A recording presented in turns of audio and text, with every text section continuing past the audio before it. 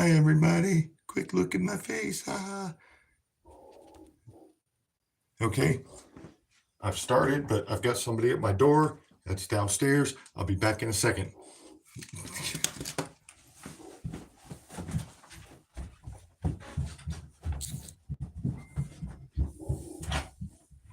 Okay, enough.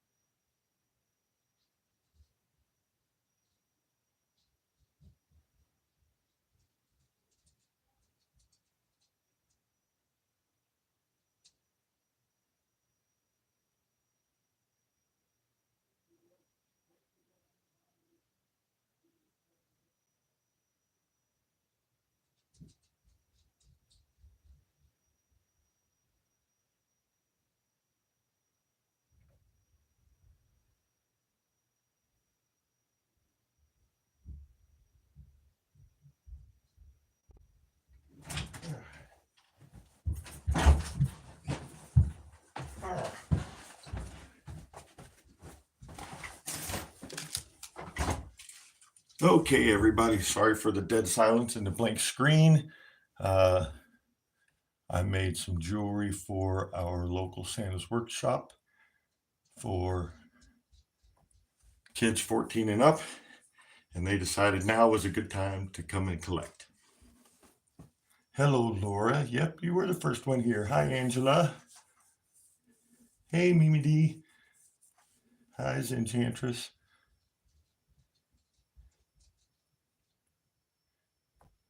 Let's see what else I've missed. And so I just wipe out my chat. Great. There we go. Now I'm all in a rush and a huff, so hang on a second. Let me get my bearings back where they belong.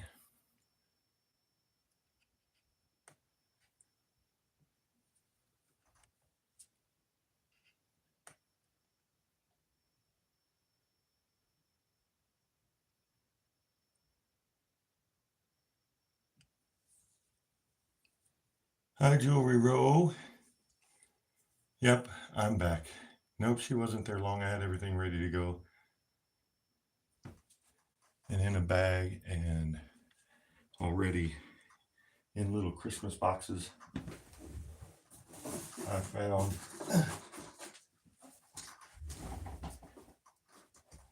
at the Habitat for Humanity Restore, I found these gift card pouches, and there were 48 of them for $5. And I mean, perfect size to drop a necklace in there and be done with it. You just fold the ends down and you're good.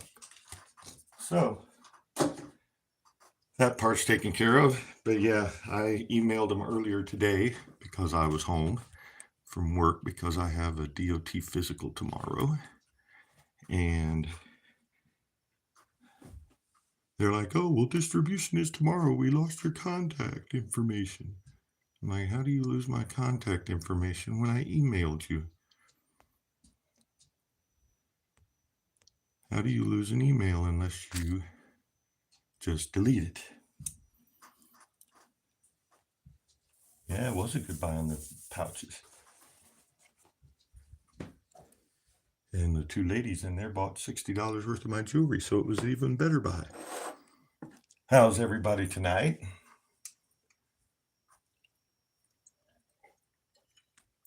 I was okay until I was setting up to do this live, and she calls me and wants to come and pick it up at 6 o'clock. And I'm like, oh, great. So here we are. Laura, I got them from the Habitat for Humanity Restore, is what it's called. I don't know if, I mean, they've got them all over the country, I'm guessing. But Habitat for Humanity has, they call it a restore. You can go in and donate stuff if you're remodeling your house or if you have extras from a construction site. And all the proceeds go to building houses for poor people. Jimmy Carter started, I think he started it. I know he was heavy into it. I'm pretty sure he started it. And now it's nationwide. I mean, we've got one. This one was in the city north of us, and there's one in the city south of us, and no, there's one in Aurora, Illinois, because I've passed it. But I mean, they've got them all over. I don't know if they're all over the country, but they're definitely all over Illinois.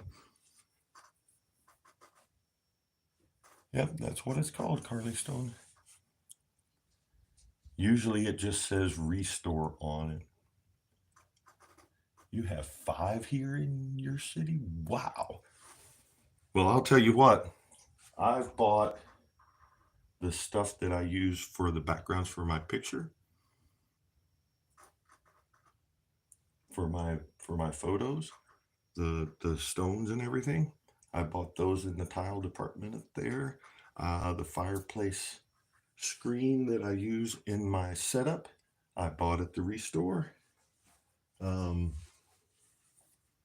know right off the bat what else I've bought there. But yeah, I go in there at least once a month. I drive past it on my way home from work. So if I get home early enough on a Friday, then I'll stop in there. Seem to be tilted a little here.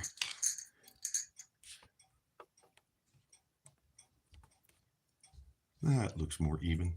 All right.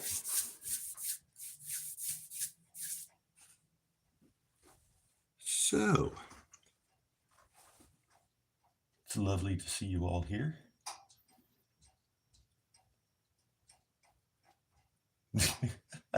Oh, they're big enough to have a dock at yours, Laura? Laura, sorry. Ours just has a back door. You have to go around the back to get loaded or unloaded. Hi, D-Day. How are you? Okay, so I had a couple of people. You know, I was joking on the chat. Everybody here has been to Matt's chat. I was joking on Matt's chat, telling everybody that it was going to be 6 o'clock Central Time, 7 o'clock Tiffany, 7 o'clock your time. And they laughed at me. Marty telling me time zones, blah, blah, blah. And she texted me at 5 after 6. Oh, Matt and I can't find your show. Like, that's because it's 7 your time. So I felt vindicated. Even though they laughed at me, I was right. They still came up with the wrong time. But Tiff won't be here. She messaged me and said that she is heading home. So she's going to be driving. Like, this is wire that I bought at Hobby Lobby. It's called Wire Elements. It's 20 gauge gold. It does not say dead soft, but it is. Now, I make my rings with my silver and my gold wire. The silver wire is going to be 20 gauge. I bought it. I ran out of my para wire, and I'm not ready to spend the money to buy a large chunk of wire. I want to wait until after the new year for that. And the gold and the silver wire is stiffer than copper wire or any of the derivatives of plain copper wire, such as antique brass, antique bronze, vintage bronze. Because here's some copper wire, and you'll see it's 20 gauge as well. Here's the gold wire. And I can bend the copper wire by just barely bending. The silver wire, on the other hand, I have to force just a little bit more to get the same bend out of it. And of course, that with the copper wire, it means it straightens out a lot easier. So your copper wire, your bare copper wire, or this is tarnish resistant wire as well, so it's got a coating on it. And your antique copper, and your vintage bronze, your vintage brass, all of those are actually going to be softer than your silver and gold. So you might want to try working with that a little bit first.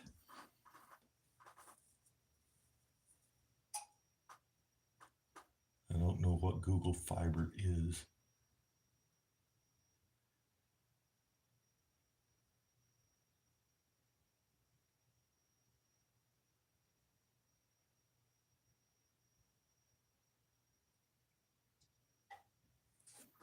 Well, they do if your I only make my kids' rings out of the copper wire. Like I said, I use the silver and gold for my rings mostly for 20 gauge. If I do have some rings that I've done in the antique bronze, which is my favorite.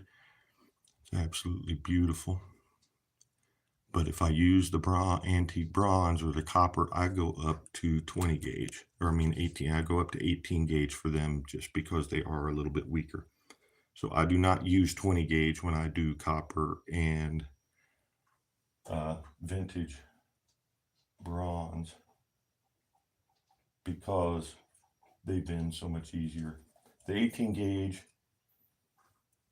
copper and the vintage bronze and the antique bronze, they even bend easier than the 20 gauge silver and gold. But I have had no problems with this, with using the 20 gauge for rings. 18 gauge silver and gold is just a little too stiff. It makes it hard to do the bends that you need to do. Well, Laura, here in just a minute, I'm going to give you some helpful hints. So our beads we're going to be working with, we have some Dalmatian jasper and some faceted sodalite beads. And here we've got a few ruby and zoisite beads there. Get them up here a little closer. And the other multicolored ones are agate. And here I've got some, what have I got? I've got a few tiger's eye in here. My light is glaring badly. Can't really tell the colors. Sorry. I've got some tiger's eye, I've got some amethyst, and I've got some rhodonite. Now, I haven't done rings in a while, so the first couple might come out a little wonky. Hello, Robin. How are you? But I'm also going to experiment with the first one because I've never actually experimented with sizing. I'm going to show you guys how you can downsize your rings because it is really handy. Because, I mean, there's a lot of people out there that if you've got a size 6 3/4 ring size, who's going to make rings at 6 3/4? But you can probably get them done in a 7. So I'm going to show you, and we're going to do an experiment here because I'm going to get 10 inches of wire because I have adjusted rings down to fit people's fingers, and I have made rings on the spot to fit people's fingers, but I've never actually tested to see how far you can shrink them and still maintain the integrity and beauty of the ring. So what you're going to do is, like I said, I've got 10 inches of wire here, and you're going to find about the middle of the wire, and you're going to bend this one this way. You're going to flip it around and bend this one this way so that they look like that. And this is going to be a mini tutorial. I haven't done a tutorial on rings. Now me, I don't like being able to see the holes when I'm done. Even on my, I just don't like seeing the little pieces that are sticking out of the hole. Now I'm going to pull this one back tight again. And we're going to go around another half. So you're going to go all the way around, and I'm putting this one on top of that wire because it then hides the hole from the top. See, you can't see that other wire is sticking through. And then you pick the size you want. I'm going to do a 7. Now, in order for this one to be hidden, we have to bend it down just a little bit. All I'm doing is bending it a little offset, and I'll show you why in a second. When you get your 2 wires together, you go around whatever circle you're using. This one is just a ring mandrel. I have a silver one, but I figured it would be probably a little bit harder. The silver one is metal, and I like using it better than the plastic one. Now, see, my ring is trying to stick up, so we're going to squish him down a little to where it's about even. And then I'm going to take one of these wires and go over the wire that's in that hole. And then you just go on around. And another thing I like to do is I like to set my ends. See, I made that an 8, but we're not 8.5, but we're not done yet. Whatever size I end up with, like I said, I'm out of practice. I'm going to set my ends on opposite sides. I'm going to show you a different ways that you can finish off your ring too. So far, here we are. Right now, that one is still being able to be seen. So we want to hide that. There we go. Now, I will not tear the ring apart if you can see that sticking up, but I prefer it to not be. I just want to see the stone up there. All right, so I've got my ring. I've got each of these around. Now we're just going to wrap it on in around here.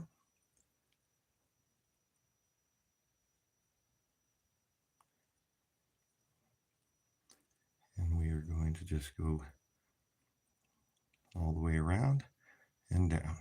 And now I've lost that one.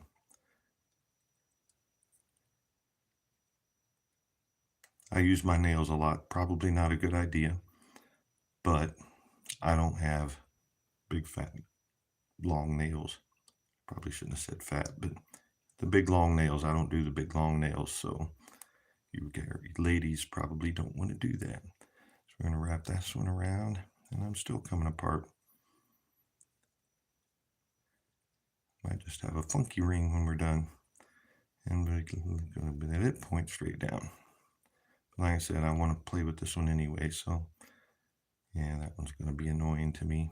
Somebody will probably like it, but for me, it's annoying. So we're going to try and squish it down. Now that we've got everything locked in, we're going to try and squish it down a little bit.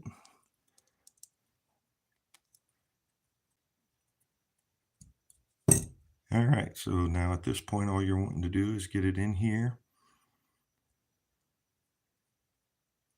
And we're going to cut it off.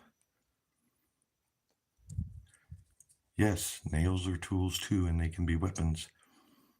What we want to do is we want to make sure we leave enough there, get rid of my ends, that we can tuck it underneath here. So we're going to get up close. We just want to tuck it, find somewhere for that little end to go so that it won't be poking anybody.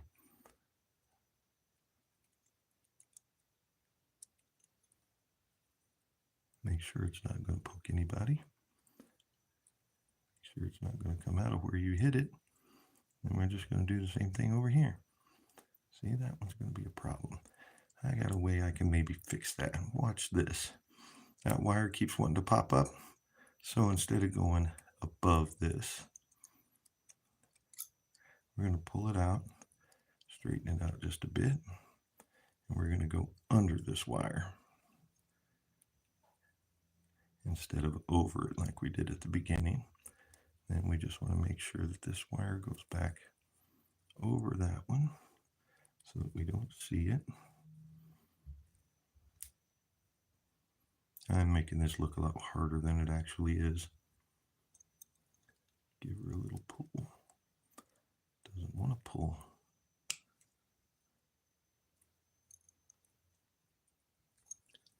All right. See, I just mangled the whole thing. All righty. Number one fail. I'll cut it apart later. We'll just move along. I'm going to grab one of these. We're going to try that again. I'm going to go with a whole foot of wire because it seemed like there wasn't enough wire to do what I wanted to do hooked on my camera. So we're going to go with a foot of wire, see what happens. Jewelry laughing at me like none of you have ever made a mistake and had to cut wire off. I know you have, because anybody that's done this for more than 5 minutes has. All right, so back to our middle. Bend it that way. Pull it kind of tight and bend it that way. Bring this one around. Bring this one around. Bring this one around to meet it. We're going to go on top like we did before. Now our wires are together. Go a little bit farther. We're going to do a size 7 like I said before. All we got to do is wrap it around there. You're keeping this bead held down pretty tight right here so that it locks in your size. Once you get it around, make sure it's laying where you want it, which is usually with the wire downward more, not up. Just squish it around. Pull it tight again. Make sure you're still on a 7 or whatever other size you want to use. Hey, Matt, how you doing? That ring has wings. It did when I chucked it out of the way, didn't it? That's better. See, I like having several wraps. So now we'll take our longest one over here. Well, thank you, Matt. And since we're going to have the same problem, we're going to just go start under with this one from the get-go.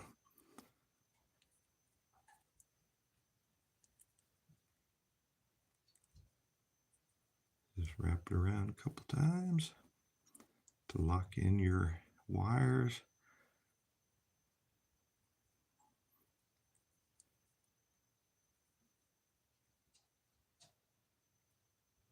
I'm going to have just enough to tuck it away, looks like. Good. That's perfect.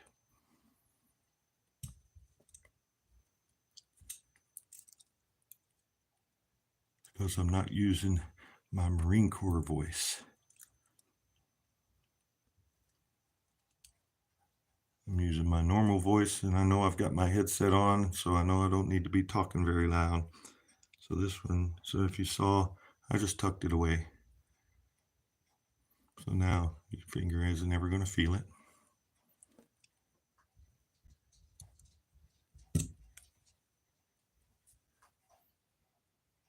Who's Claudette? Did I miss a Claudette? Or is that jewelry? So do the same thing with the other side. Gonna go around it once. Gonna go around it twice. And then we're gonna find a place to tuck it in.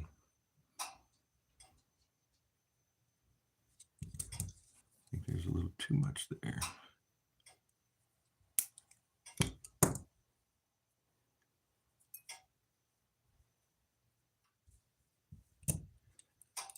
So I've told people before that Matt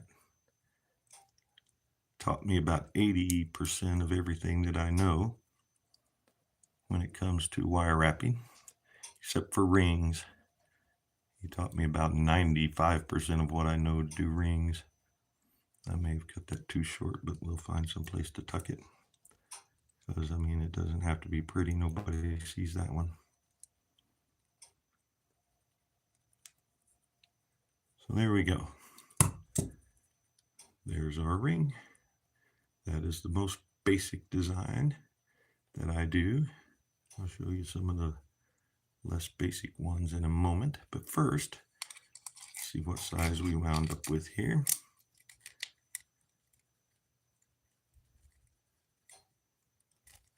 Okay, that's what I thought, but I wasn't sure. So it looks like we're at a 7, which is what we were shooting for. And it will not fit on my pinky, but it fits enough that you guys can see what it would look like on somebody's hand. And that's one of the faceted sodalites. All right, so that's a 7. So to make this smaller, you've got 3 different options. Well, 2 different options really that I know of, because you could take this down here at the bottom, and you can come in here and you can twist and do the same thing to the other side and twist, and they'll come back together and it'll be a little smaller. Most women don't care that there's a zigzag down here. At least I haven't found one that said they didn't want it yet. But the one that I use the most, spread your wires apart a little bit and then go right up here to the top. And I usually try and use my round nose pliers for this. You're going to go right up to the top, right up close to where you're locked in, and you're just going to grab your wire and you're going to give it a spin, and then you're going to bring this one back. I just pulled this wire back, and as you can see, it is now much shorter than the other wire. So what you have to do is go to the other side, make sure you grab the wire that's the longest. So when I was on this side, I grabbed the front wire. When you turn your ring around, guess what? You need to grab the front wire again, because that's the short one, or the long one now.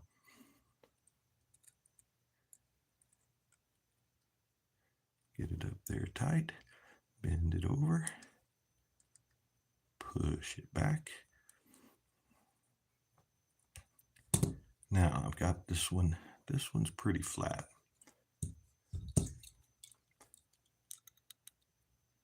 But we want to make sure that it's flat with our ring so that when it's on your finger, it still looks pretty. It's just a weird design. Adds to your artistry. Artistry. That's the word I was trying to say. But you want to try and get your loops back to where they at least are close to matching again. You can just do that by pushing and pulling here and there. All right. So now I have this weird funky ring, and it barely fits on my pinky finger now. As you can see, the wings are up more than they should be, so we'll just flatten them down a little more so that they lay flat on your finger. Now this is an extreme one. This is as far as I would go because I wanted to see just how much smaller I can make, and I'll tell you why in a second. So we started at a 7. So I turned that 7 into a 5. She shouldn't feel bad. If I had known she was leaving at this time, I could have started at 6. I just wanted to make sure everybody, since it's a Monday, I wanted to make sure everybody, as many as possible, could be off work. So by taking to the most extreme, I dropped this ring 2 sizes because it's now 5. And we started, it was a 7. And it's still fairly attractive. And it can still, most of the time, see, it's still a pretty ring. It's just a little different. But most people would just, like I said, look at that as an artistic little thing. Looks like a sapphire. Well, that's one of your faceted sodalites that I bought off of you. So, knowing now that even as small as a size 7, I can take down to a 5, because Matt knows or says that the average ring size is, what did you say an average ring size was? 7?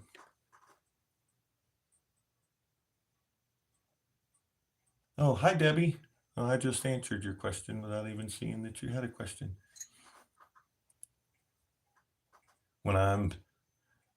Since you guys aren't putting up bids, then I can actually read your comments, but I can't read them on my phone. So I've got my laptop over there. So while I'm actually doing something, then I have to go back and look.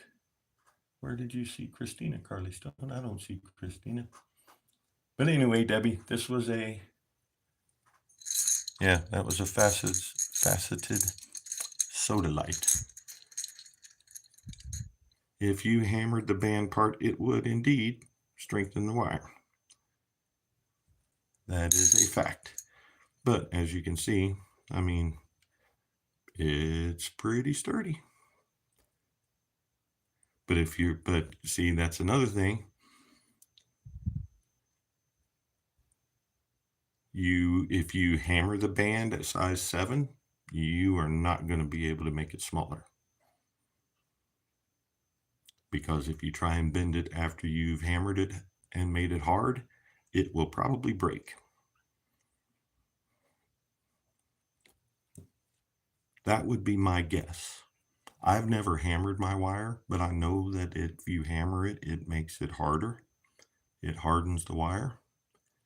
So I'm guessing that if I hammered it at size 7, it would never be able to go do anything other than a size 7. Just my guess.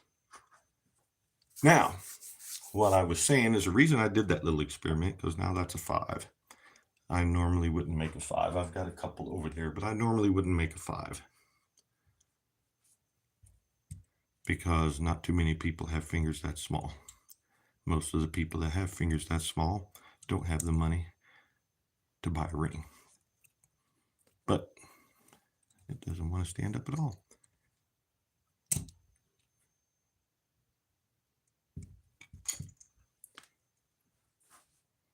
You wear a 5, you got little fingers. But I was making 6s, 7s, 8s, and 9s. That was my whole, wow, that's way off the screen. Now with the light, there we go. My whole when because I've got, oh, here, I'll show you. This is what was the name of it again?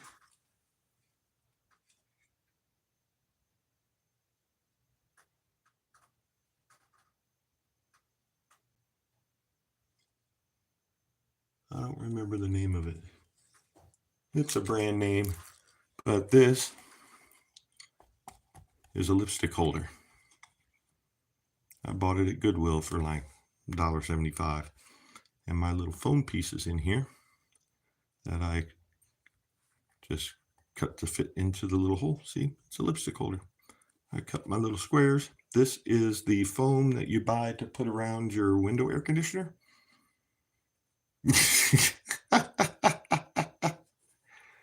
Yeah, that's what I was going to get to, Matt, yeah. But anyway, I just cut these squares out to fit, and then I took my scissors and I sliced a cross in them and pop them down in there, and then the ring just slides into the slots. And this is my ring holder. So I have this one. You say it'll cover 90% of the women, but I have found that to be incorrect in my area. We got farm girls out here, and this one is just got bigger spaces.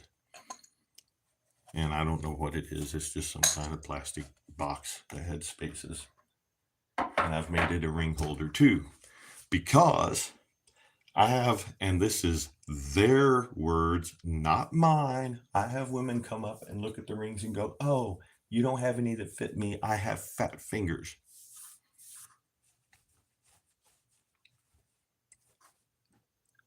Because I'm finding even some teenagers are, yes, Carly Stone, I have to be creative because I'm poor.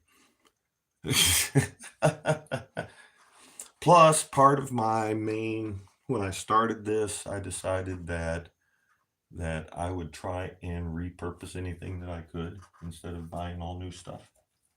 So I spent a lot of time. Hi, Debbie Hanan, how are you? I spent a lot of time cruising the thrift stores looking for things I could use in my display. But anyway, I have found that I have a lot of women that wear 10s and 10.5s and 11s, even down to the teenagers. I make children's rings, free kids rings at my booth. And I do that for a couple of reasons. And I'm going to take this moment to show you guys how I do that, because I've had a lot of people ask. I do that, one, because I'm 6'6", weigh 235. I'm a big guy. And I sell jewelry. Who mostly buys jewelry? Women. Women buy jewelry. And I'm a little big for a woman to just be walking up into my booth without feeling any kind of intimidation. So, then all of the little tutorials that I watched that said, hey, if you're going to run a booth, you should be standing up. They don't want to see you sitting down. I'm like, well, they don't want to see me standing up because I can be scary. And I recognize that. So I needed a reason to sit. Well, thanks, Matt. Thanks, Debbie Hanan and Carly Stone. Yes, when I was first doing this, I had not sold anything. So any money that I put into this business was money coming straight out of my pocket. So I watched before I ever started buying anything, I must have watched 100 hours of video on how to do craft shows, because I'd never done one and I'd never been to one. So I didn't know what to do.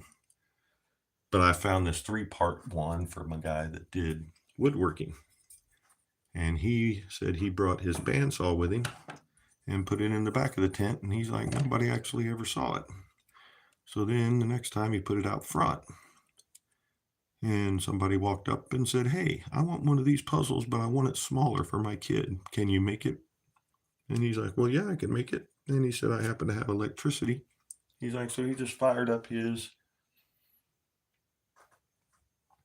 bandsaw and made that guy's puzzle. And he said when he looked up, there was 20 people watching him make that puzzle, when there was just the guy that asked for the puzzle to begin with. So he realized that people will stop and watch you when you're actually doing your craft. He's like, so find something you can do. All he does is makes little kids puzzles because they're quick and they're easy. And he has a stool and glasses and a hard hat. The kids climb up there. He gives them safety glasses and a hard hat, and he lets them stand there and watch him make their puzzle. I'm like, well, I can make it rain. And I played around a little bit, and I found out that 3.5 inches of wire is about all you need for most little kids. Now, I'm going to tell you this right now. If you don't love kids, don't even do this. I love kids. But if you don't love kids, because they can be a handful. So I cut a bunch of these, and I have them in a dish. Oh, yeah, Matt. And then I get hauled off to jail. But I make kids' rings. And I say ages 6 and up. And if an 80-year-old woman comes walking up and asks me for a free ring, she's going to get one. But that hasn't happened yet. But I have had some teenagers. I guess I cut that 3 3/4. But anyway, it doesn't matter. 3, 3.5, something like that. But I have had teenagers come up. And when the teenagers come up, I try and make them a little bit fancier. But for the little kids, I do this. I just take their little hand and I take my ring mandrel and I go looking for their knuckle, because that's the biggest part of their finger is this knuckle. And I feel around until I find a place where their knuckle meets up with the size. Of course, with a kid, it's going to be a lot smaller, so I may not have cut up enough piece of wire to make me one. But anyway, I find one where their knuckle meets up and it feels kind of even. So you can kind of see where my knuckle comes about, where it's about even. And that's the size, the minimum size that you want to make it. And then I just pull out the piece of wire. I wrap it around. And then I just grab my pliers and I make a spiral back. And sometimes it's a big spiral, sometimes it's a small spiral. It just kind of depends. But I always try and make it a little big. You want it a little bit bigger than their finger, because you can always squish it down. Or if you really mess up and make it way too big, you can always add a twist to your spiral. Boom, there's a ring, that fast. Put it on their finger. That one happens to fit. If it don't, you can squish it down. If it's too small, you can open it up. If it's way too big, you can just make more spirals, and they walk away just as happy as a clam wearing their ring. And it takes, well, I don't know. It took me a long time because I was explaining it, but it takes a minute and 3.5 inches of wire. And I put a chalkboard up. Got a pretty good sized chalkboard, 2.5, 3 feet tall, and right on there, free kids rings. So that way I can sit, because I'm actually doing something. So that takes care of the standing problem. I'm actually doing something sitting, because you can't stand up and do this with kids unless you've got a really strong back. Plus, like I said, I'm really tall. If you think I'm scary to women, you ought to see some of the looks I get from little kids when they start looking at my knees and head their way up. But yeah, it's just a simple little one-piece wire ring. It won't last the kids more than a few days. But at that moment, they are just as happy as a pig in mud.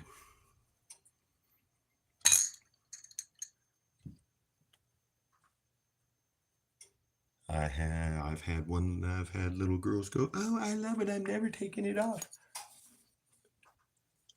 But guess what? If the kids are 6 and older, the parents stroll into my booth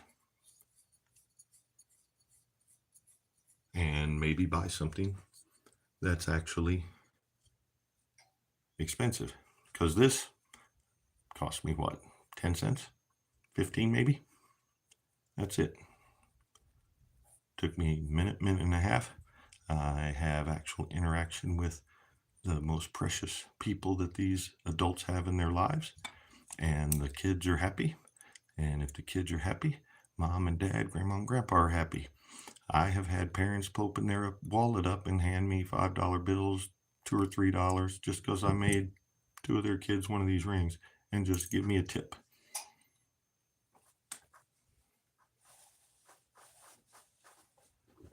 Oh, let's see.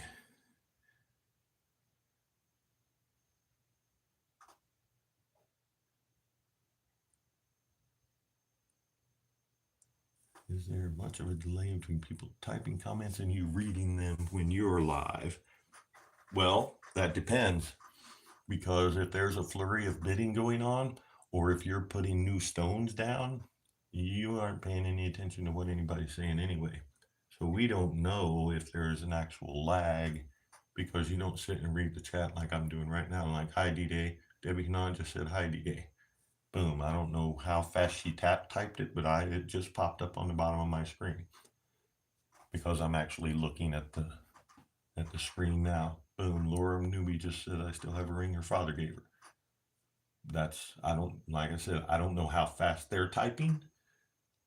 Or I don't know how, when they send to it popping on my screen, I don't know what kind of delay it is.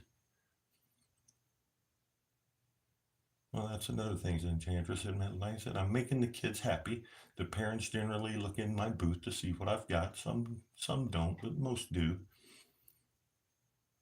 Okay, Debbie, yeah, go right ahead. Take the idea and run with it. Like I said, just make sure that you love kids if you're going to do it at a craft show.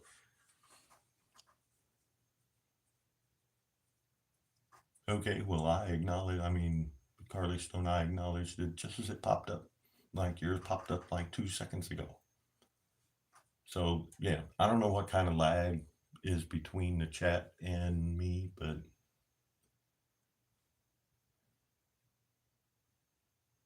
yes, Laura, I'll bet you that it is. But I get to show off my craft. They can see that I'm actually am making something, so they can recognize that I'm probably made the stuff that's behind me. Like I said, it makes the kids happy, and it brings parents into the booth. So and it lets me sit down. So there's 4 good reasons why I do it. Now, I don't do it at every show. If I have a booth, if I actually have my whole setup, which is 2 tables, if I have both tables and a little extra room, because I have to have my other little table out there to do the rings on, then I will do it. Unless it's something like the one I'm going to do February 24th, which is a metaphysical and wellness fair. The reason I'm not going to make them there is because who's going to pay to have their kid come in there? Doesn't cost anything to come in the door, but if you're wanting any classes, you have to pay for them. And they have a lot of classes throughout the day, and it's in between the day that they come and shop. So I did it last year, was the first time they did it. I saw a few teenagers, but I didn't see any little kids. But I only had one table also, so I had one table and my little table. So I could have made rings, but I didn't. But usually if I have one table, I don't do rings. Oh, cool, Enchantress. All right. We're just going to grab something else. Silver will work for this guy too.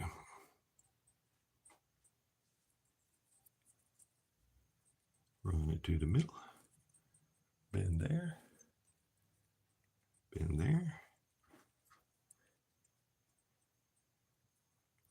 one around. Bring this around halfway. All right. Now here's another thing, because where'd the ring go I just made? What did I do with it? Well, there's my messed up one.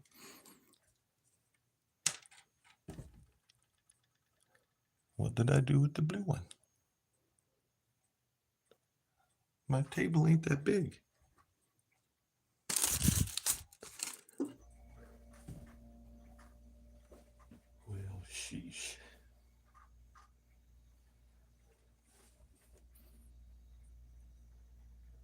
I'm gonna lose something I just made on a table that's, I mean, my space that I'm actually making stuff and laying stuff down is only, I mean, it's just as barely wider than the camera view.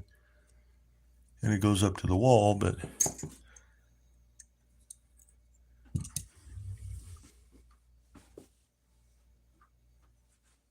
I lost it. Okay, well, I'll make another point. I'll find it. It couldn't have gone too far. I'll move my computer or something and there it'll be. So, back to what we were doing. We've got it wrapped around. I want that on top of there. That probably doesn't really matter because by the time you get it twisted around enough. Anyway, back to the sizes. Since I know I can drop that. Yeah, I put it on the pliers handles, but then I moved the pliers. So I don't know where the ring went flying to. It's probably on the floor somewhere. But that's okay. But what I was talking about, the sizes.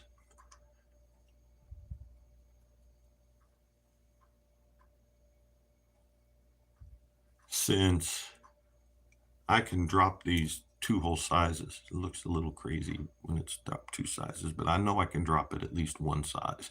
So that tells me that I can make 6, 8s, 10s, and 12s. It's the only 4 sizes I need to make, because a 6 will go down to a 5 or a 4.5. The 7 will go down to a 6 or even a 5.5. So now all I have to do is make 6, 8s, 10s, and 12s, and I can fit just about anybody that comes walking in the door. And if I can't, I have sat and made one of these rings.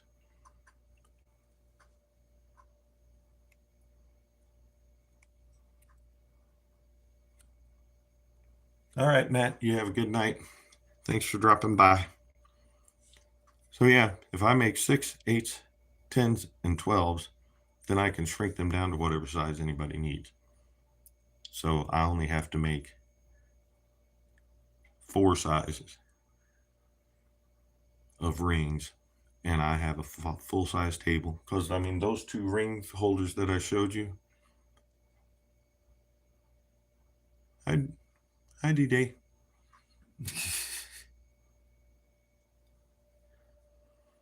Those are all of the ring that's all the ring holding space that I have. So I have to try and do as many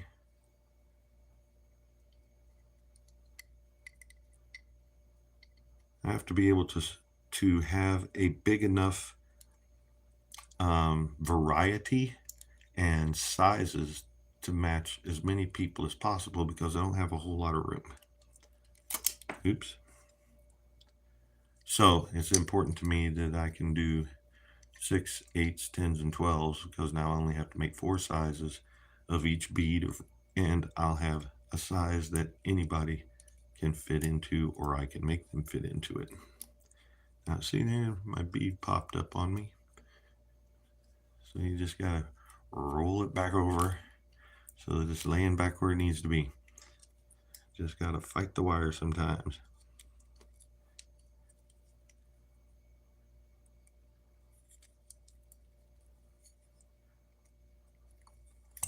You can just spin them around. Bring that one to this side. All right. Now, what I was going to say is, as you can see, the band is offset on this type of one that I'm doing. my next one, I'll show you how to make them where they're straight across in case you like that style instead. Now this one, we're going to do the same thing we did before. We're going to tuck them under and bring it around. We're going to leave it sticking straight out. Tuck it under. Get it up closer to the bead. That was being a brute. There we go. And then bring it around. So instead of tucking it under and tucking it away, all the wire went on the top of that one. That still looks pretty cool. And the wire's not going anywhere. Unlike the one that I chucked away, this one's it's solid where it's at. It just went a little higher than I would normally have it. It's not sticking out at the top at all. Oh well, never know what somebody will like. So now, to finish this one off,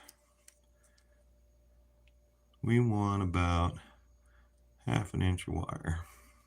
So that one was almost right. And then we want about the same amount over here. Now let's see how good my eyeballs are. Well, it's 1/4 inch of wire. So I'm not very good. But anyway, now all you have to do is grab your round nose pliers and then make a loop. Very end of your pliers, since I made it 1/4 inch, it's going to be a very small loop. Make your loop wind up in front of your band, like that. Now that loop's not all the way closed and it's not straight, so we have to do some adjusting. So we want the end to be down gently, gently, so that it's not scratching and catching on anything. There we go. And then we want to close it up.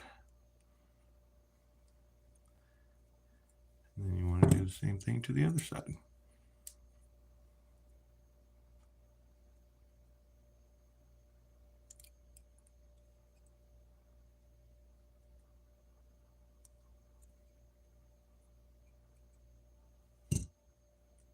My end is sticking up a little bit, so gently push it down. Gently.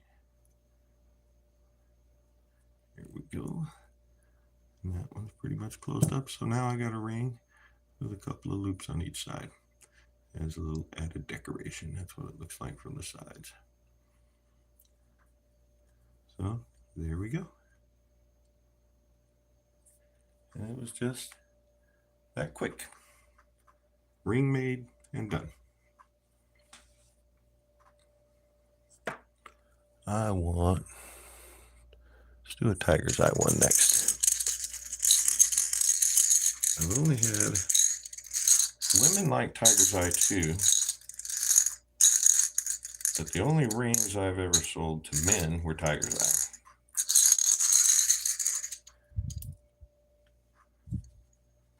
Thanks, guys. So with tiger's eye, I want to use gold, and I'm going to go with about 14 inches of wire because men's hands tend to be bigger. Like I said, I've got that show coming up on February 24th. I may have one earlier than that. I got to talk to the lady to see if there's a space available the weekend before Valentine's Day. I may be able to set one up there. So I got to get enough of everything.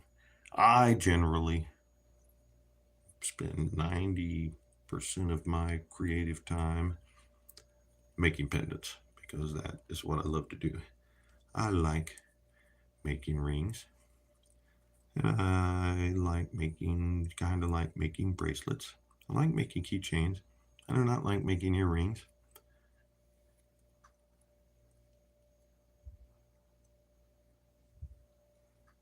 Oh, well, the bands actually don't have to be exactly rounded because you've got a flat spot on the top of your finger And you got a flat spot on the underside of your finger, because these are not perfectly round either, because this little slot that I'm putting the bead in has a matching slot on the back, and that makes that spot, see, you can see there, that is not, it's got a flat spot right there. The only way you could possibly make one 100% round is if you have like a wooden dowel like this. Or, I mean, you could use a marker, something other than this type of ring mandrel. This type of ring mandrel, you will never get your ring round. And nobody seems to care. Because like I said, it's flat at the top where the bead is at, kind of, but the bead is sitting down there, so it doesn't seem flat. But you got a flat spot right there on your top of your finger is kind of flat. Bottom of your finger is definitely flat. So having a flat spot on the bottom of your ring, I mean, it just slides right on. You can't tell that it's not flat. Just say there's my ring is completely round there, but there you can't tell.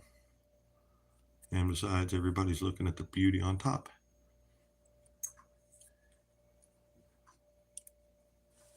Well, you're lucky, Enchantress, because I tried to find one, and I did find one, but they wanted far too much precious money for that.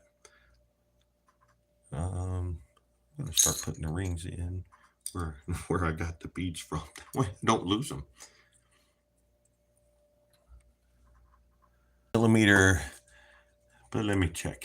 I can find out. On 8 millimeter it is, 7.9, so I'll call that an 8. So yeah, all of these are 8 millimeter beads. That is what I normally, the reason I didn't even think about it, I just grabbed the size of beads that I always use. You can use 6 millimeters, but it's kind of small. I don't know if I have any handy. Take a peek at it in here.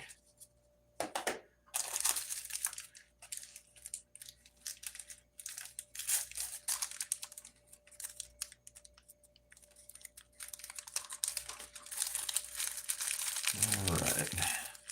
So, yeah, 6 millimeter bead. That one's still the same size, I think. There's a 6, I believe, and that one's a 4. I'll get my measuring. Uh-oh. Dropped one. Let me measure them real quick here. For beads that size? Sheesh, I wouldn't think so, but as I've said, you never know what somebody's going to buy, but man, that would really, I mean, that would really stick up. I might make a ring out of a 10. That one's 8. But I do not believe I would try and make one out of a 12 millimeter. But like I said, I mean, you see some women with big old giant rings. There, that's a 6 millimeter. So, I mean, look at the difference in the size between an 8 millimeter bead and a 6 millimeter bead. These, I'll double check. But these are, yeah, that's an 8 millimeter bead. Just look at the size difference between an 8 millimeter and a 6 millimeter bead. I don't know if you can see it or not. Maybe. They don't roll away. There we go. Let's try that. See the difference between the size of these two beads? I mean, you wouldn't think that going from an 8 to a 6 would make them that small. Hold still. But I mean, there is a marked difference between an 8 millimeter. Come here. What is up with the tiger's eye bead? And look at the difference between the sizes. So, I mean, if I was going to make a ring out of a 6 millimeter bead, I would probably want to use at least 2 of them.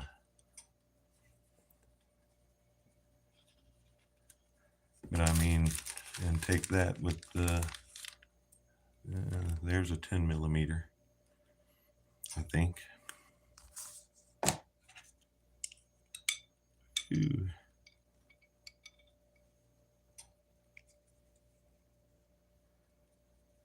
Yeah, there's a 10 millimeter bead. So there's the difference between a 10 millimeter and an 8 millimeter. I mean, that's a pretty good difference too. But you might get away with having a 10 millimeter bead as a ring. But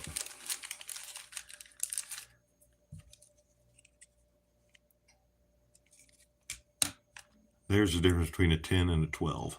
I mean, a 12 millimeter bead, that's the size of a regular marble that we played with when we were kids. That is a big bead. And there's the difference between an 8 millimeter and a 12 millimeter bead. I mean, that is 3 times as much bead. So yeah, that would be make a really big ring sticking up off your finger. Like I said, the 10 millimeter, you might could get away with a 10 millimeter. That wouldn't look too awful bad, I don't think. We'll make one and find out. It's an easy way to deal with that. I'm not going to make one out of this big honking 12 though. Let's see. What am I missing while I'm playing with my beads?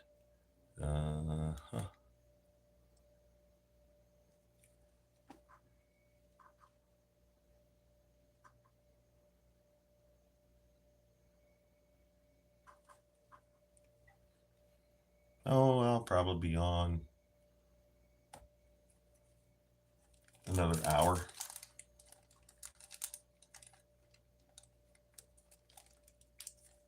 Oh, this is just a set of, this is a micrometer.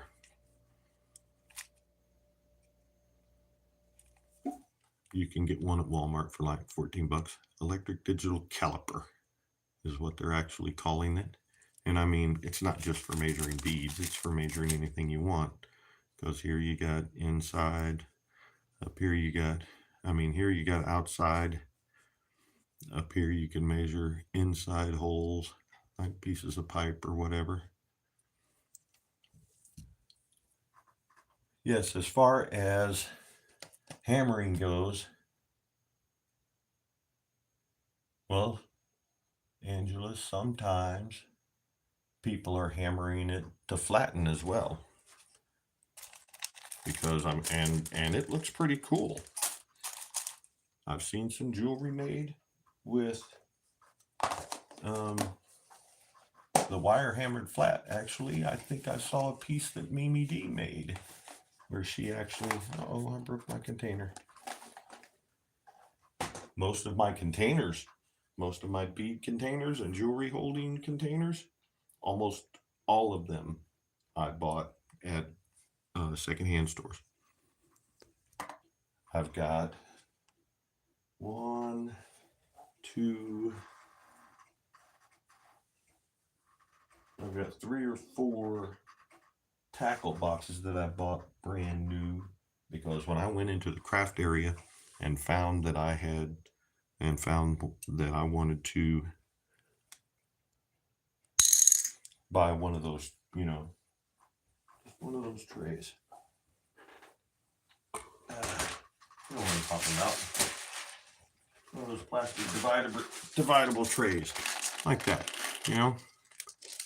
And if they wanted, you know, $15, $20, $25 for them things, knocked my camera, didn't I? I'm like, that is seriously expensive. But if you go over to the sporting goods section, you can buy this little guy, Ozark Trail. I mean, he's a good size. Has 18 different divider sections in it, and he was like $3. And I'm like, well, that sounds like a much better deal. My beads don't need a fancy place to live. But if you're hammering to flatten the wire, it will also harden the wire as you flatten it. But you're going to be using a metal hammer, and a metal plate underneath the wire, and you're going to hammer the wire. To harden your wire without flattening it, you want to either, like somebody says, use a rubber mallet, or you can wrap the wire. That sounds funny. I'm going to wrap the wire that I'm going to wrap the stone in, but wrap the wire in a small piece of leather, and hammer on the leather, and hammer. You can still use your metal hammer, just don't hammer it very hard, and have something softer, like your kitchen table or something. But you don't want to dent your kitchen table either, so you want leather under the wire and leather above the wire, and then you just tap tap tap tap tap, and it'll harden the wire. Or another way you can do that is with your handy dandy ring mandrel. Put your ring on there, and I don't have a hammer handy, but just hammer, boom, boom, boom, boom, boom, right on your ring mandrel. Especially if you have a metal one. The plastic one probably isn't going to work that well, but the metal one will.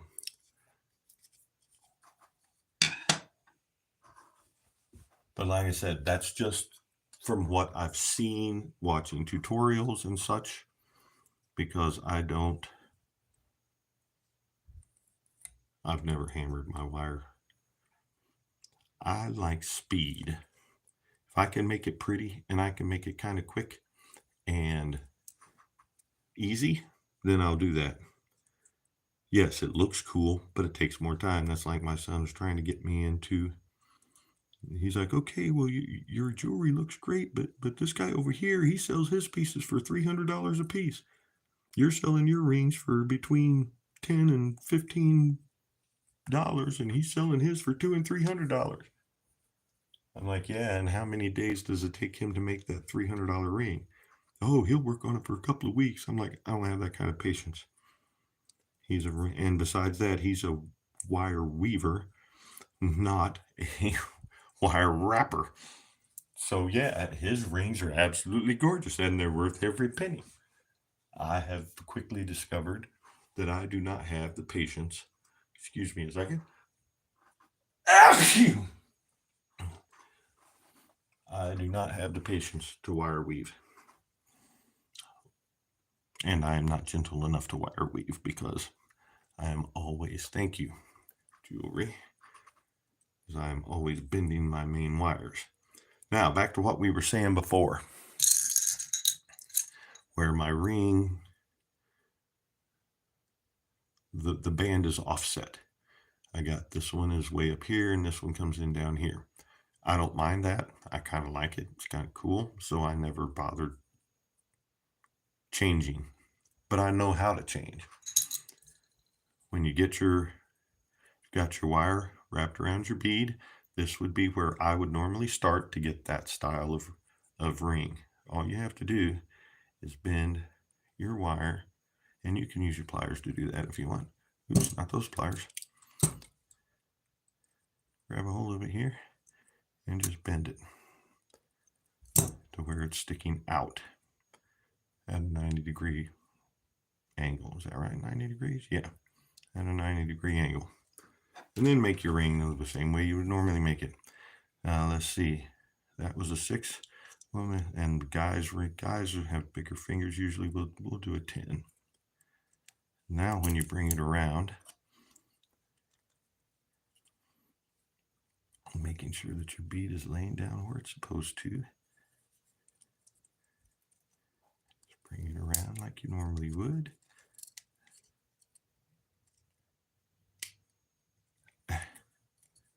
And it's still offset a little bit. Yeah, it's still offset. I don't know what I did. I thought I knew how to fix it. But anyway, so I've got an offset ring. Like I said, I kind of like them, and I haven't had anybody complain. So I'm not going to worry about working too hard to figure out a way to fix it. Now, since this is a guy's ring, I'm not going to show you. We made the little loop on this one. Made this little bitty loop on this one. Let me see. That one's got loops. That one's got loops. You can also do a whole spiral. And you can lay the spiral on the band, or you can put it up here beside the bead. Somebody on, that might have been D-Day, is the first time I saw them putting the spiral up by the stone. I took your idea, whoever it was. And those spirals look good in any kind of, see if I can find one with a spiral down by the band. Yep, here we go. Here's one with a spiral down by the band. So you can fancy up your rings a little bit more than the basic model. And then you can do even more fancy stuff by doing swirls and stuff before you lock everything down. As you're wrapping the bead, do some swirls. I've only sold 2 rings like this in 2 years. This is my last one, and I'm not making any more because they just don't sell very well. There's that ring. Put it over there. I stuck it in my ring holder. Told you I'd find it. Let's see.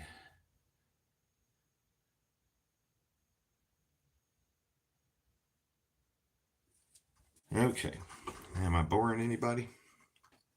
Because if I'm boring you, then tell me and we'll find something else to do.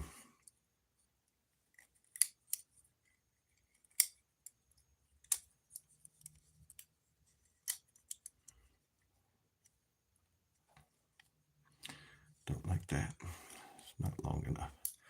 So we're going to back this one up to here.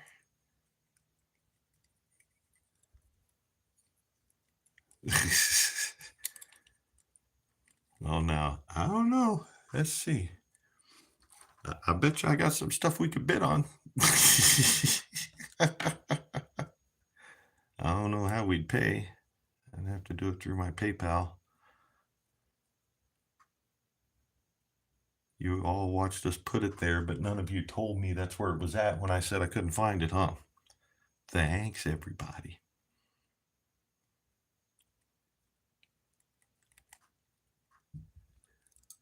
And I'll tell you what, yeah, it is.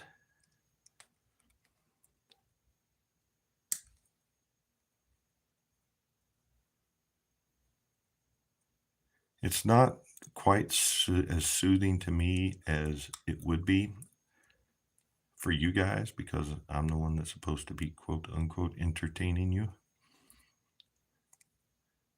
So I'm actually trying to, it is kind of, hey, now you're trying to do the same thing the other guy did.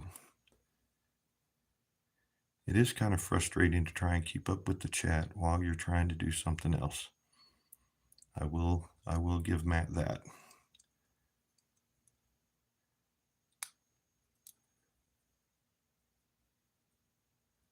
But I try, as you guys see, when I'm not doing a tutorial actual, and those I pre-record. I don't do those live. I try and stop and look.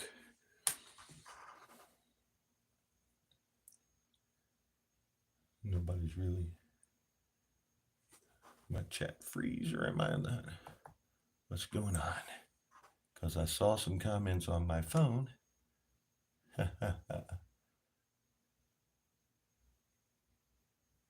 we go.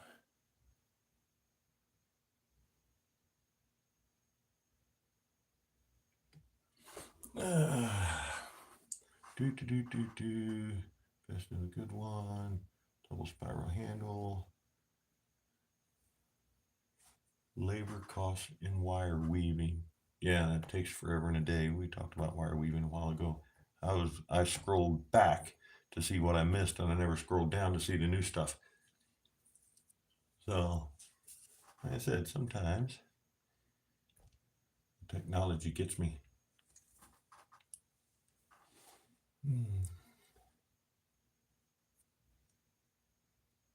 You love that one. What, the Tiger's Eye one?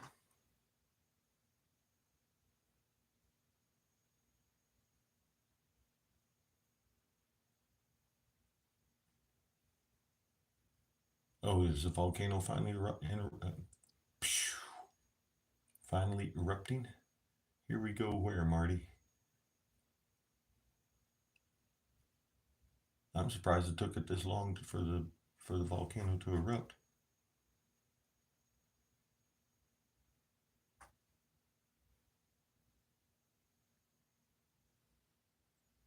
Oh, Carly. Well, are you in an alley or are you in a canyon? Because I don't believe you can actually call a canyon an alley. Or call an alley a canyon. Oh, you liked her. Okay. Well, like I said, I've sold 2 of the 3 that I had. All right. Since I'm envisioning this, that's what I meant by I didn't know which ring you went. The one I was making. See, now I've moved my camera around a little bit. My chair is not playing with my tripod very nicely. Sorry for the gut upheaval. Apparently the leg of my chair moved my tripod. All right, so I'm envisioning this as more of a man's ring than a woman's, so we're just going to do the loop style. Of course, some men like wearing very fancy jewelry.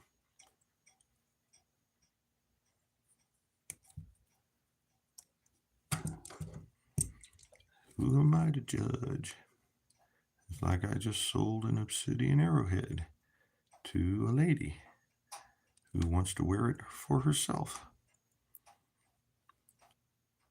And it's one of the bigger ones.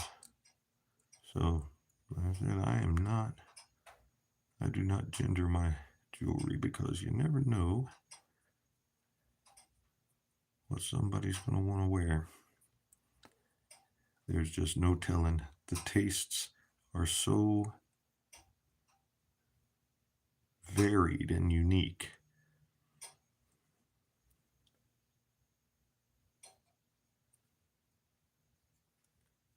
That's why you have to have a variety.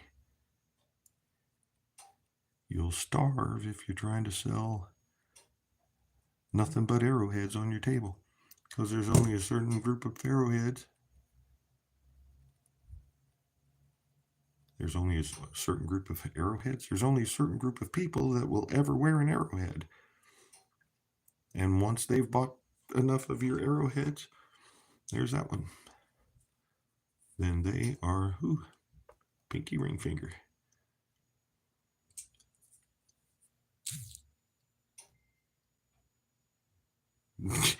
Okay. Hang on just a second. I don't know. Tiff just messaged me. I don't know if she made a homer or if she stopped at a gas station or what. So I'll answer her real quick. I have figured out how to do that without totally destroying my feed. I said, every time I go. Right, but how many people in the archery community are going to come to my craft show? That's what I'm saying. There's a certain group of people that will wear arrowheads. And there's a certain group of people that will never wear an arrowhead. So if you want to make as many sales as you can, you want to have a variety. Oh, you work in the alley and live in the canyon. Oh, okay.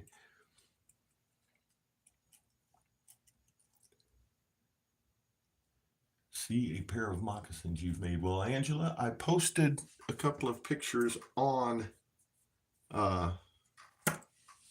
Matt's Crazy Art Facebook page because he actually asked me to. So you can see a pair there.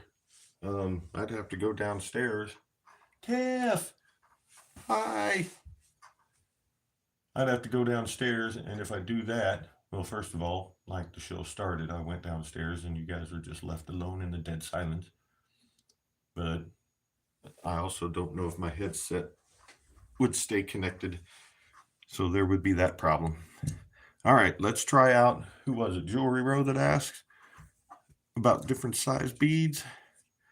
Let's see, and this one was, what did we say this one was? This one's a 10 millimeter, right? I've been making 8 millimeters. Let's make one 10 millimeter and see what happens.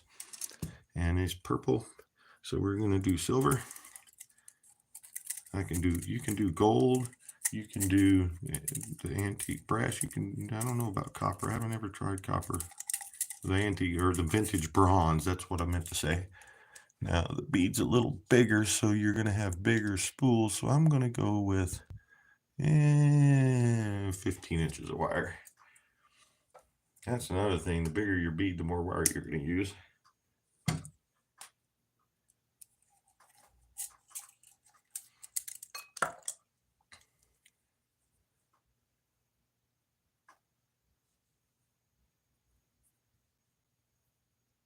Okay. Well, you can hit up at the top. If you go to Matt's Facebook group, and when you're on there, if you go to the top, you can see the regular search sign. The regular, the little, what's that thing called? Magnifying glass, your little magnifying glass search. If you click on that and type in my name, it'll take you to all of my posts. Why is my dog trotting around downstairs? That's how I knew the lady was here from the Christmas thing, because I could hear my dog barking. I knew they were coming. I just didn't know when. I had to send an email, and they still couldn't tell me how many they needed, because the lady that had the numbers was on her way to a concert for one of her grandkids in the city south of us. So she didn't have access to the numbers at the moment. She's like, so what, you made 10? I'm like, I made 13. Now this is a pretty big bead. Let's do an 8. We're just going to try this out and see what happens. See, my bead is not wanting to play. So another way you can make the bead lay down right is just bend it with your finger there.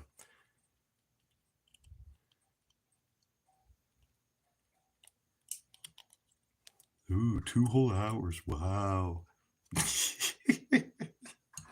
Sorry, Tiff. That's just down the road for me.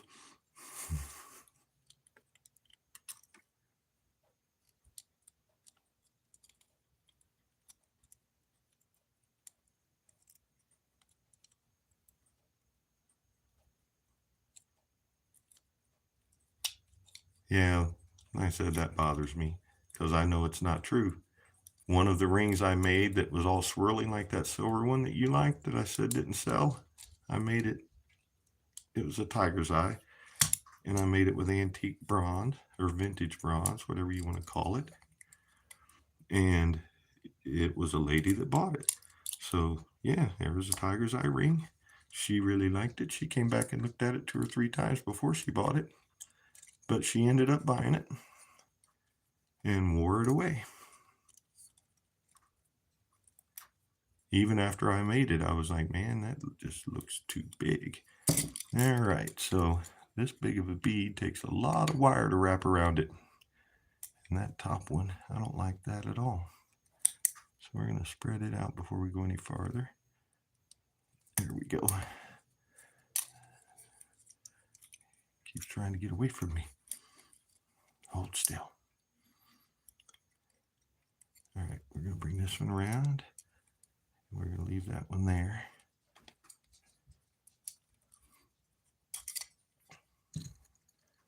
All right, sorry if I got off camera.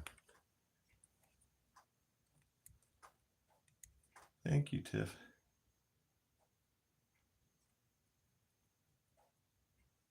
Yeah, Carly Stone, when you walk into the jewelry store and they're like, oh, over here's the women's rings and over here's the men's rings. That's gendering your jewelry. So if I make an amethyst amulet, who says a guy can't wear it? But everybody would automatically assume that, oh, this is a girl's pendant.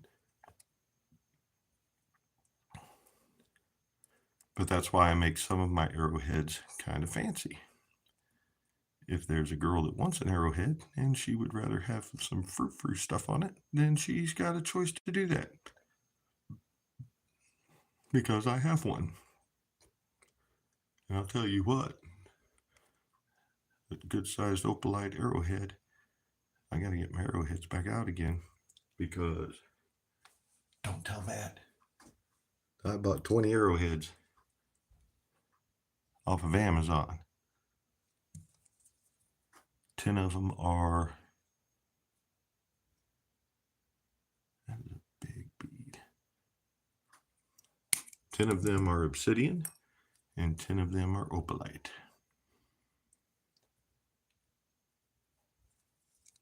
And I'm selling the opalite ones that I make fancy.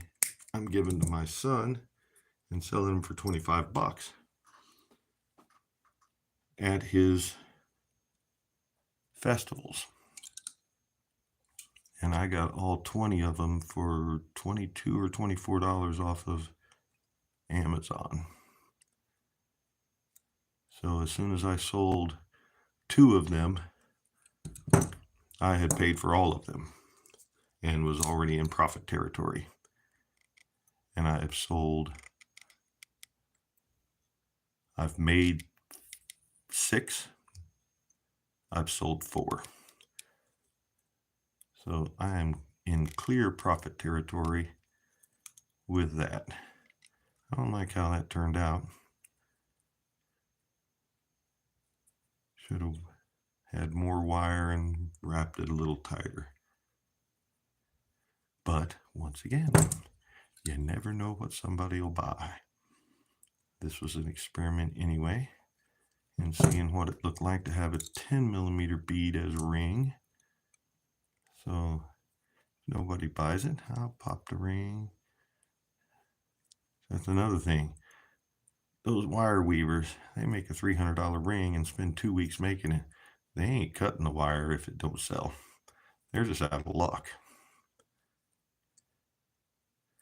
Me, a couple of snips, and I'll make something else out of my bead. So there is what it looks like to have a ring with a 10mm bead versus a ring with a 6mm bead. That's the difference in how much they stick up.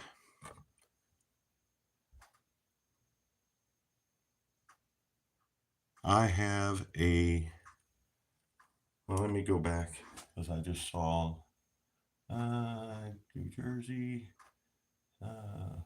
Cool, I didn't miss too much.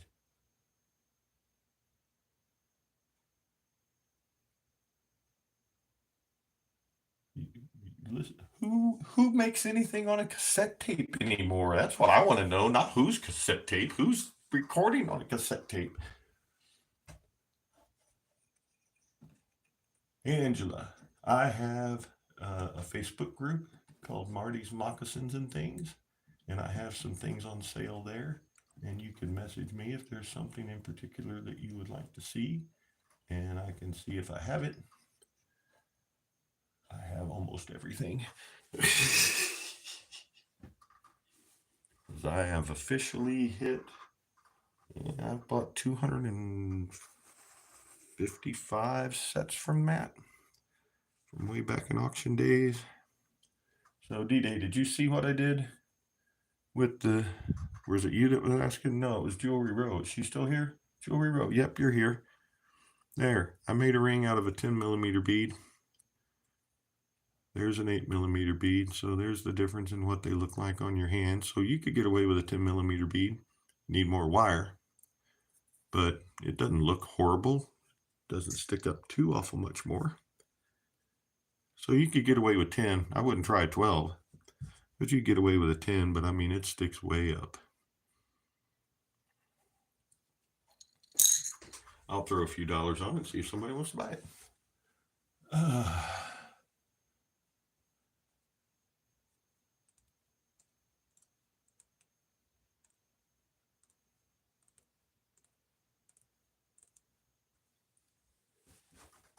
Okay, that's interesting, Jewelry Row. Oh, no problem. I was just as interested as you were in seeing the bigger bead on there, because all I've ever done is 8mm, because they just look like the right size.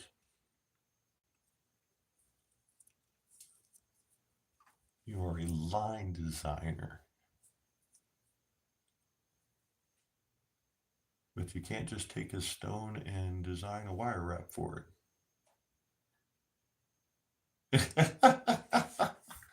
Well, I mean, when I was in high school is when the cassette tapes were around, a little earlier than that. But yeah, unlike cassette tapes, I think I still have a stereo that's got my record player on it and that has cassette tapes. It also has an 8-track player. So, and no, it's not one of those new ones where you can put your CDs onto cassettes or put your records onto CDs and all that. No, this is an actual old one. The 8-track tape player will play 8-track tapes if the 8-track tape is like almost in perfect condition. That was me kicking my camera. But I still have 8-track tapes. I still have cassettes. I still have records. I mangled everything, didn't I? All right. I can't lean forward any longer than that. I don't normally sit for a whole hour and a half. I generally up and down. So I think I am done making rings for tonight. But we can sit and chat for another little bit.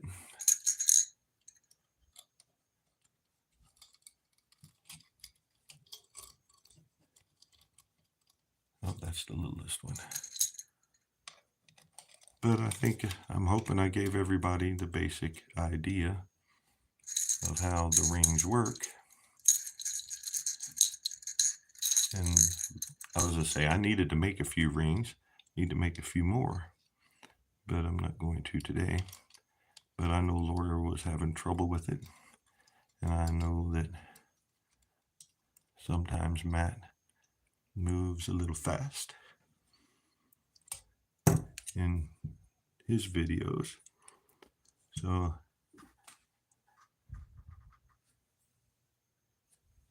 let's see.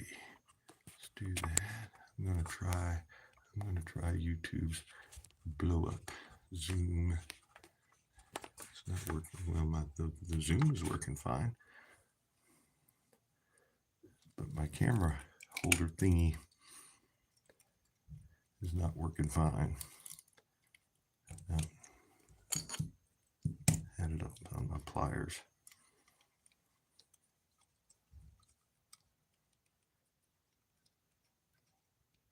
From up here, without my fan running or anything, I'm hearing every door that slams across the street. And there's an apartment building across the street. So there's a lot of doors banging, but my dog's not barking. So there's the rings I made tonight. I can't believe it was only 4, but because normally in 2 hours I can crank out 7 or 8. Well, thank you, Jewelry.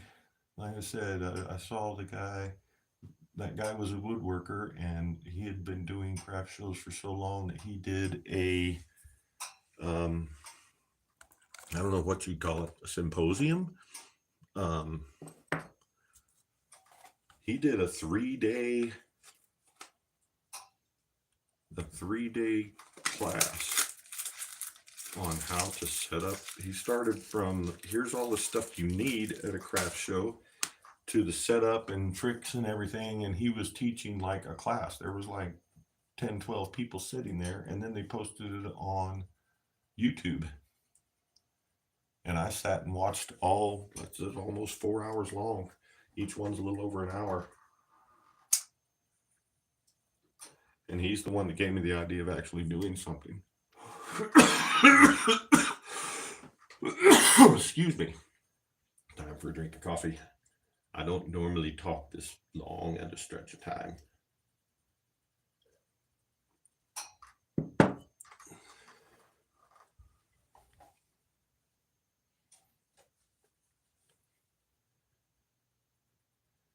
Yep, my kids think I'm crazy because we've got a fan blowing 24/7 in our bedroom. I'm up here in my craft room, and believe it or not, I have the electric heaters on the electric baseboard heaters is the heat in the upstairs, the two upstairs rooms up here. And that heater is on the opposite wall from my table. So I'm pretty comfy sitting here at the table, but I normally have the fan blowing because then it circulates the heat all the way around the room.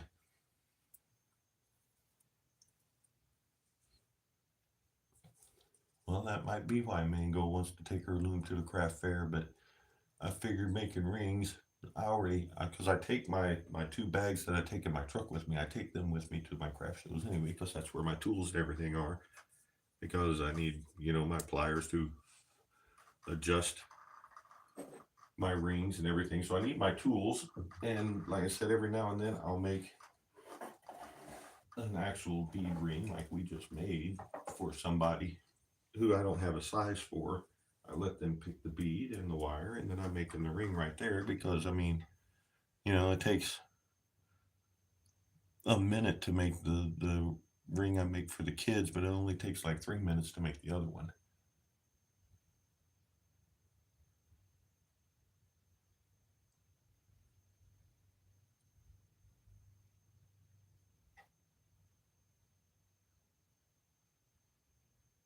That's true, D-Day. I'm going back up to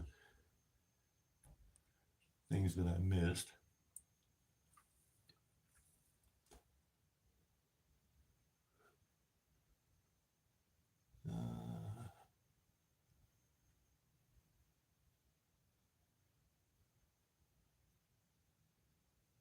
Yeah, D-Day would give you room to fancy it up.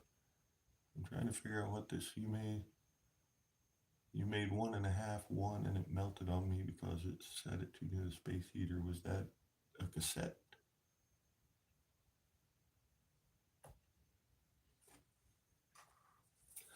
And like I said, Jewelry Row, I don't know if you were here when I said that. If you're going to make rings for little kids, you got to really love little kids. And you have to be able to put parents at ease, because I've had mentally challenged, a couple of mentally challenged children come up. It always, and I guess I understand. And also I've had an autistic kid come up. Oh, he doesn't like to be touched. I'm like, that's fine. I'll just look at his finger. But he held his hand out and let me measure his finger for a ring. But they all start out with, I'm sorry, he's this. And I'm like, there's no need for you to be sorry. We'll do it.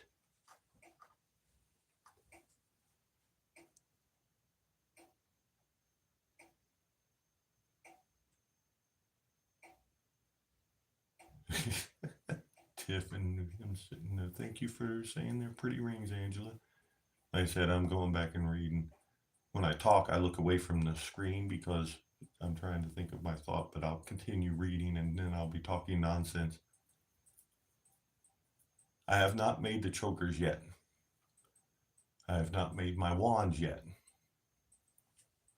Reason I haven't made the wands is because, by my reckoning, it's going to take at least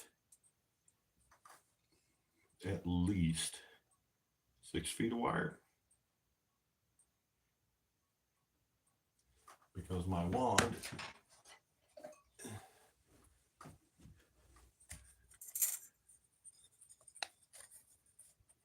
is a foot long.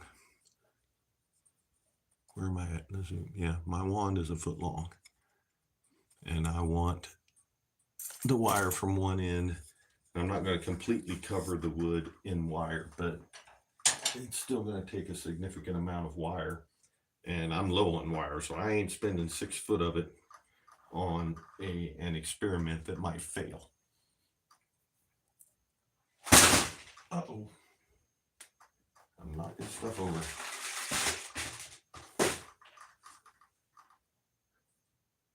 Well, thanks, Tiff. I had a few people poking me.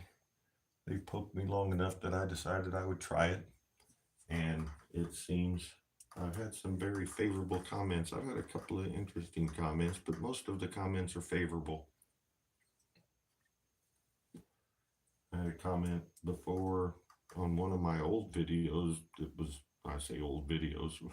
I've only been doing this for what, 7 months? But one of my first videos, one of the first 3 or 4 tutorials I actually did, somebody was saying that you need to take care of your hands. Your hands are the first things we see. I just told her I'm not sure what you mean, because I watched the video, and yeah, I had a couple of little cut places, and one of my nails had broken a little bit because I was bending the wire with it, and it had chipped a little bit. But I'm like, I work with my hands. My hands are never going to be lily white and manicured, and I'm sorry. If you don't like it, don't watch me. I wasn't mean.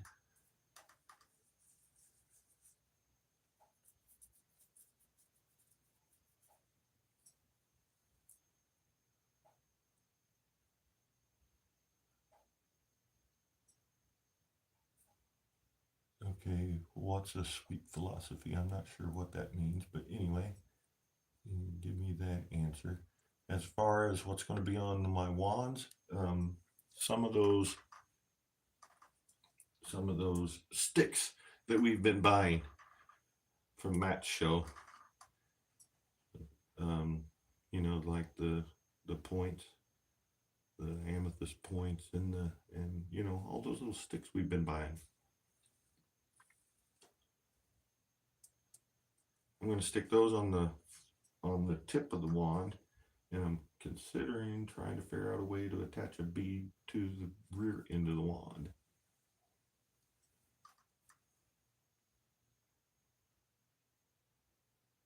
Yeah, I use them.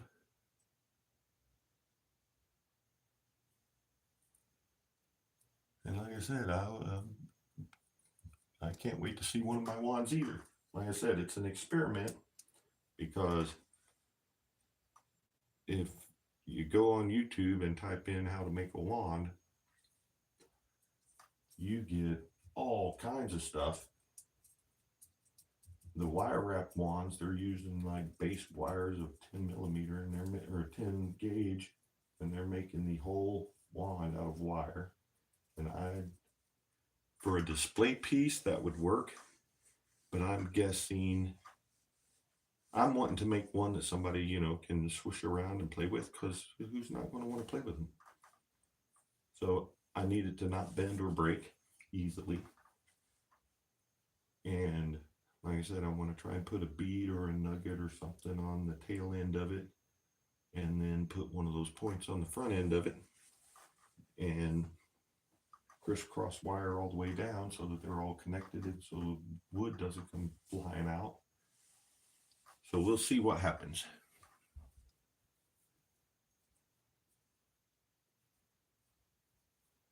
Oh, I kind of have to let them fly, D-Day. I try and do one a month, but between work and sometimes having my grandkids, the only reason that I was able to do one this weekend at all is because I have to take a DOT physical, and the only time they had it was for tomorrow, which meant that I couldn't go to work today. So I had today off. So I'm like, hey, my wife is working till 10, so it won't even take any time from her. Like I said, my only worry was that Matt would do a crazy thing and have a Monday show. But since he's not here, Tiff took care of that for me.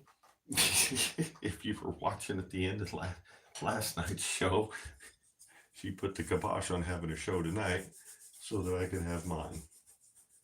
But yeah, I try and do one once a month. But like I said, between the grandkids, because yesterday was my now 2-year-old granddaughter's birthday, so I couldn't do it last night. On Saturday, I didn't get home until 3 in the afternoon, and I had been up since 4 in the morning, so I was too tired to do one Saturday. And so I try and figure out what weekend I'm going to not be doing something and pick that weekend. Like, as far as I know, I have nothing going on with my grandkids in January, except for New Year's Eve. I've got a New Year's Eve weekend. But other than that, I don't think we have anything scheduled in January. But so that means I'm probably going to work 2 of the 4 weekends. So we'll have to see what we're doing.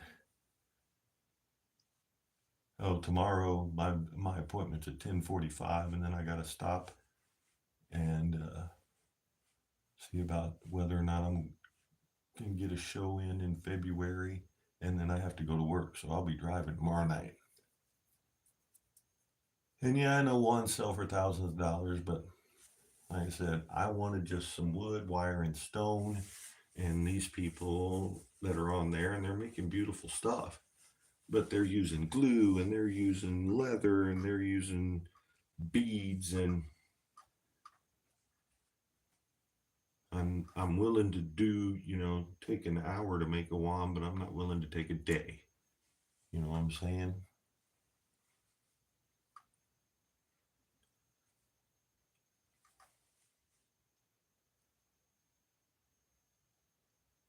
And probably base my price. I probably won't base my price on the first one I make, because who knows how many mistakes I'll make and have to redo everything. But if I get it down and it looks okay and it works and everything's fine, then I'll time myself on the second one. Night, Tiff. Oh, just a magic wand type of a thing. I'm going to use a wooden dowel as a base, and I'm going to put a crystal point on the tip, and then I'm going to use wire and basically wire wrap the wooden stick and around the point and everything, and try and have a wand that isn't going to bend or break very easily, that's got a crystal at both ends, crystal point at the tip, and a nugget or a bead at the back. And that's the kind of just a magic wand. It's not a magic wand. Because some of the ones that I saw are like, okay, this is how you make a wand that will actually focus your energy. And I'm like, okay, we're on to the next video.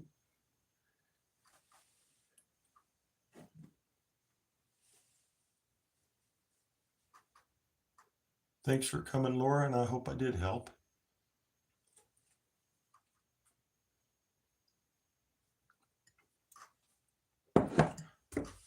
But so, yeah, I've got my magic wands and I've got my ribbon chokers that I want to try and put some of the small pendants on and see how they sell. But the first thing I got to do before I can get to any of the fun stuff, the lipstick thing. Oh, I'm like, I don't have any lipstick. Sorry. I'm not that kind of guy. Wrong way.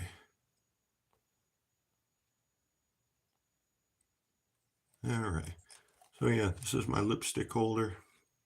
Bought it at Goodwill for like $3. It's just your basic lipstick holder. I think it's got 25 spaces. It's what I use for my ring holder.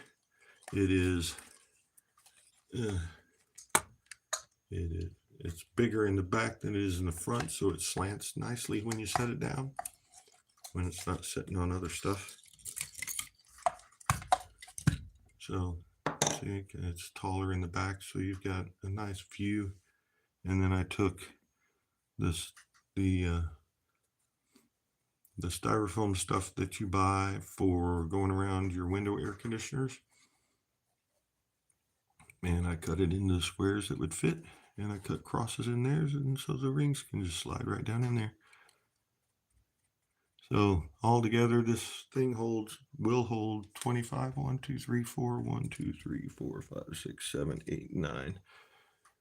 Actually, 36. It'll hold 36 rings if I fill every space, and it cost me, I don't know, $5.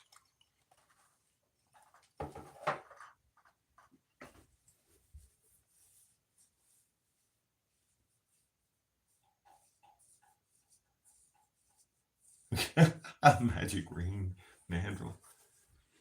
Thanks, jewelry. Like I said, I I started this thing with no idea how far down the rabbit hole I would go.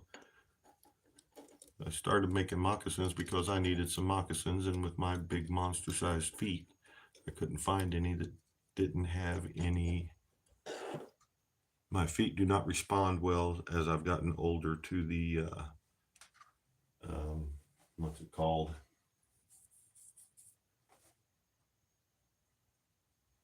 The memory foam. Yes, Carly Stone, it is foam, the kind of foam that you put around your air conditioners, your window air conditioners to keep the drafts out. So, yeah, it's foam.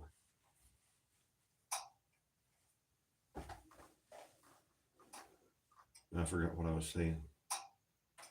Oh, so I needed a pair of moccasins, and if I was going to, so I had to find out a way to make moccasins. So I found a pair that could be made without, I mean, I only use one tool. The only thing I use is an awl. That's AWL. Um, and a pen and a pencil and a pair of scissors. That's all I need to make a pair of moccasins. And I bought an elk hide and I made myself a pair of moccasins. And the first pair didn't turn out too well, but I still wear them. They're in my truck. And then I made another pair for my house. And I made some for my grandkids for Christmas. And several people said that I should sell them. So then I had all this scrap leather, and I'm like, what am I supposed to do with all this scrap leather? And my wife says, well, people make jewelry out of it. And I'm like, well, what am I supposed to do with jewelry? She's like, sell it. And she probably wishes she had never pointed me down that road, because I did not have a lot of fun making anything other than the moccasins out of leather. But then I fell on this wrapping and I fell in love with it. And down the rabbit hole I went. So then I had to outfit a booth because that's the only way to sell it. And here I am today. I apparently got good enough at it that people were wanting to know how I was making stuff. My grandkids, 1, 2, 3, 4, 4, 5. 5 of them are old enough to, they're starting to make their own stuff, bracelets and things like that. So, and we're interested in wrapping. So I set this up and I set up the tutorials as if I was teaching my grandkids if they were at my elbow and I was telling them how to do it. And apparently that resonated with a few people because I'm up over 850 followers in 7 months.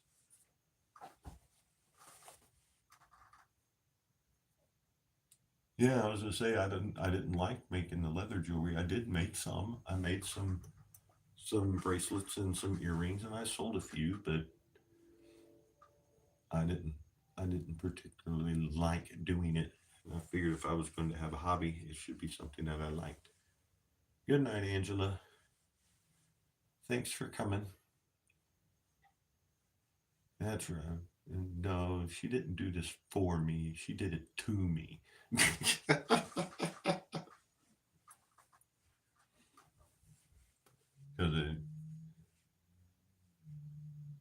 the look she gave me when I told them what when we went to do our taxes and they wanted to know what my inventory was, she was an unhappy camper when she found out what my end of year inventory was.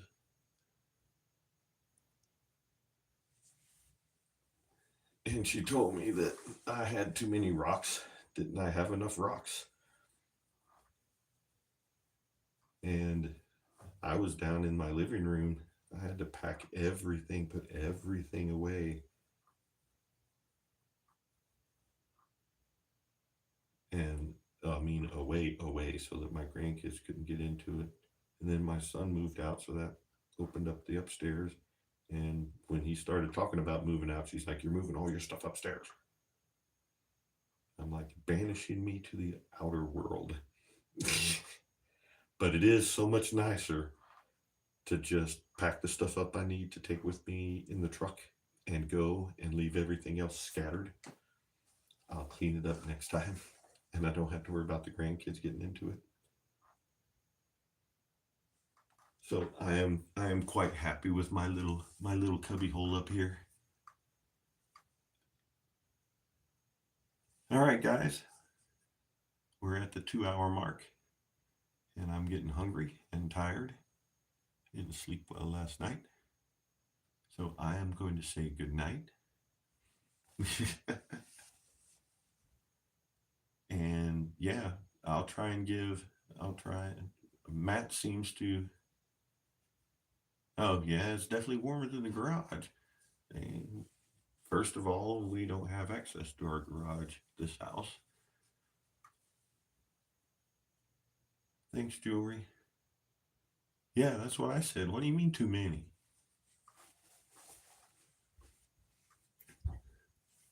But yeah, it's definitely warmer than the garage. Because yeah, it would have been expensive trying to heat the garage that we had at the other house for me to sit out and do this in. But anyway, talking about the wand, talking about the chokers, the first thing I have to do is boost my inventory. That's kind of what I need to boost my inventory a little bit on range. Probably need to make another 10 or so. But I need to probably make another 30 pendants before February 10th. Good night, Debbie. So I got to get that done so that I'm prepared for my February shows before I can go experimenting. I have to make sure I'm well stocked. So it may be February or March before I get to my magic wand. So good night, everybody. Have a great day. Great night, I should say. Have a great week. See, looks like I don't have anybody outside of Matt's group on here, so I'll see y'all at Matt's. According to Tiff, probably not tomorrow night, but so I will probably see you Wednesday night. Anyway, if I'm not asleep, I'm there. Good night, all. Loved having you. Hope I helped. I'm trying to hit a button on my computer when I have to hit the button on my phone. Bye-bye, all.